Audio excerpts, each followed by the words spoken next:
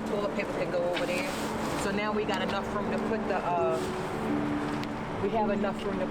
table in my truck.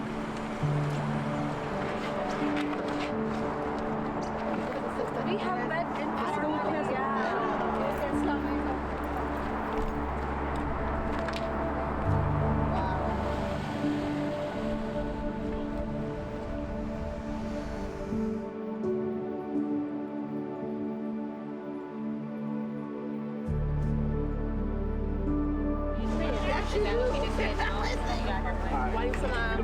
Okay, so this table.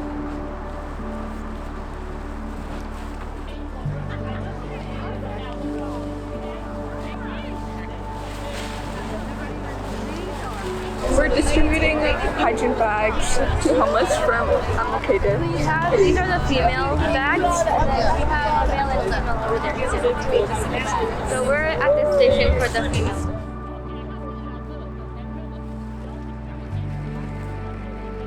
Every month we do community service projects, as MLK Day is also an in-service day to encourage our kids about the significance of community service. They provide clothes, coats, blankets, hygiene bags, shoes. This is a very good opportunity where they come out, they get to see it, even though they can choose to be home on a cold morning like today. Yes. But them coming out and bringing their parents with them, mashallah.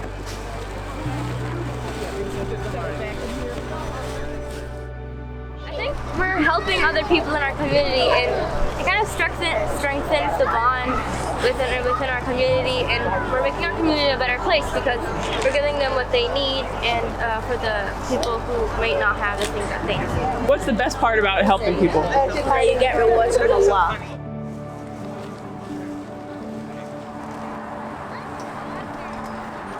MLK Day is a very special day. It's a day that the whole country comes out to celebrate the service to humanity. Alhamdulillah, as you can see, the Al-Rahmah School students, parents, staff, they're all here trying to just remind ourselves that this is beyond just a service. It is part of our faith. It's a core part, essential part of our faith that we serve others.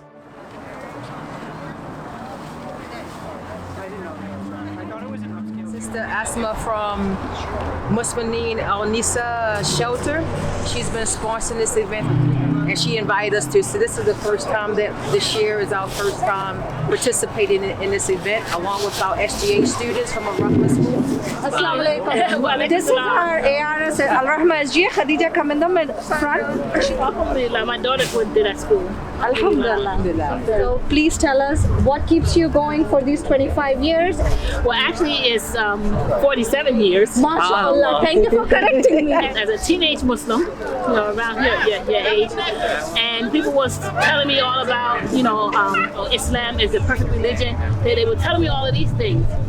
Typical teenage person. I said, well, you know what? If y'all been here for over 1,400 years, what do you have to show for it?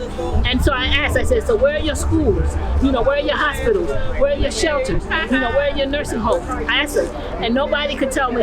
So remember, this is 47 years. Nobody could tell me, the answer to that question. If Allah and His Messenger says that we're supposed to help the poor and the needy, and we should be embodying that example. So when I saw that there were so many individuals that was in need, and I wanted to make a difference. I wanted to make a difference in their lives.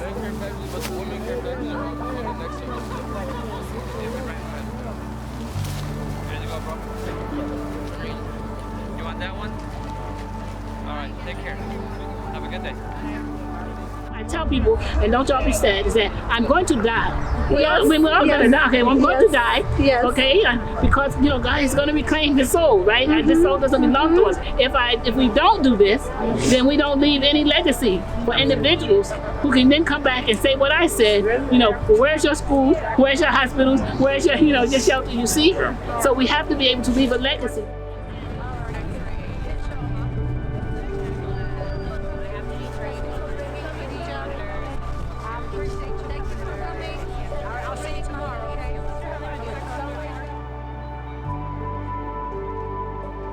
Somebody asked me, like a couple of years ago, if you give so much of your time and energy and all of this, they said, well, what does it benefit you? What do you gain? And then I thought for a minute, and then I said, nothing in this life. There's no benefit in this life. It's the next life, and that's what we're striving for. Okay? For our kids to continue the work that they have started, they need to listen to people like you. That was your calling, and I want my students to have their own calling. Yes. And as you are standing here and sharing the story, I want my students to share their story.